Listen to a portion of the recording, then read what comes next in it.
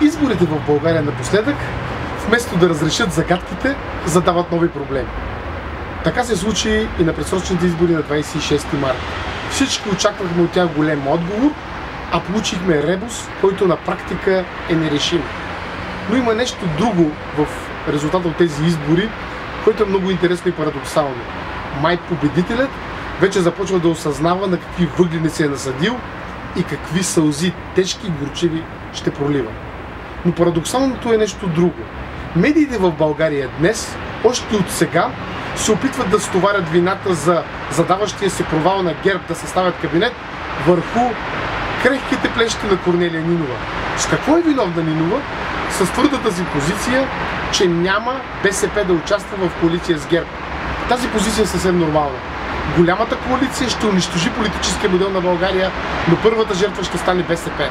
И въпреки всичко, ГЕРБ от сега се опитва да се измият ръцете с нея, тъй като ГЕРБ това не е партия, ГЕРБ е едно огромно его, получила партийни структури. И егото се нарича Бойко Борисов. Тези дни излезе една новина, която е изключително показателна за състоянието, което се намира България след изборите.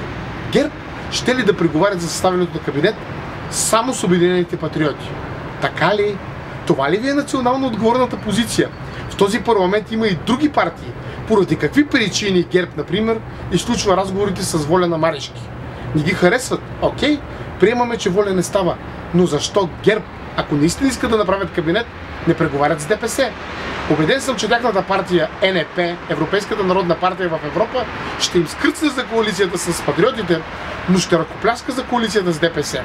Бойко Борисов иска ли да направи кабинет или иска просто да чеше своето его и да се опита да избяга от отговорност? Тези въпроси са изключително важни, тъй като сега битката, голямата битка е след изборите. Това ще е битката на интерпретациите. Кой бяга от отговорност, кой проваля България? Съжалявам много за Бойко Борисов, но в случая неговата победа е проклятие, тъй като той трябва първи да каже готов ли е да носи отговорност, а по всичките му действия виждаме, че той иска да избяга от нея. Бойко Борисов, започвам да подозирам, се чувства най-добре в дните на кабинета Орешарски, когато се правеше на опозиция, спорадично се появяваше в парламента, а през цялото време се стракаше с пръсти в банкя. Това его, това високомерно его, за пореден път се проявява сега. Трябва да обобщим един важен извод. Ако Борисов не направи кабинет, това ще е тежък политически провал. Това ще е тежка морална катастрофа за ГЕРБ, тъй като те твърдят, че са партията на стабилността, а заради щенията и изблиците на егото искат за пореден път да потопят страната в нестабилност. Тоест, ако трябва да обобщим, какъв е извода от всичко? Бойко, седни си на задника и направи правителство, да видиш какво е. Благодаря.